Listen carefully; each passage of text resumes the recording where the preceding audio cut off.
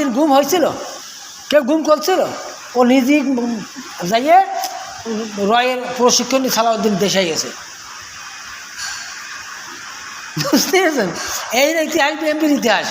আর BNP 14 মাসে যে ইতিহাস করেছে, রেকর্ড করেছে, এই 54 বছরে এমন ঘটনা ঘটেনি। 14 মাসে চাঁদাবাজি, সন্ত্রাসী, জমি দখল, ঘর দখল, একেবারে এমন কিছুই করিনি। মানুষ মতো মেরে ফেলল। দেখেন সোহাগের পাথর দিয়ে পিটি মেরে ফেলল একটা মানুষ। আর সেই দলের মানুষ ভোট দেবে, কী দিকে ভোট দেবে? যারা বিএনপির ভোট দেবে, আমি বলি তারা চাঁদাবাজকে নিয়ে আসছে। যারা বিএনপির ভোট দেবে চাঁদাবাজকে ঢেলে নিয়ে আসছে।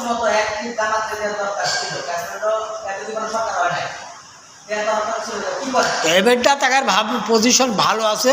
বিভিন্ন বড় বড় সাংবাদিকরাও এই নিয়ে আলোচনা করছে যে জামাতে বেটা ক্ষমতায় যাওয়ার 95% ডিক্লার দিচ্ছে।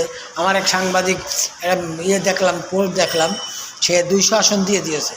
তো আমাকে 200 আসন পাওয়ার দরকার নেই, 150 আসন পারেই সে জামাত সরকার গঠন করবে। 200 আসনের দরকার আছে? দরকার নেই। তো যাই হোক, একবার আসার দরকার, দেখার দরকার জামাত কি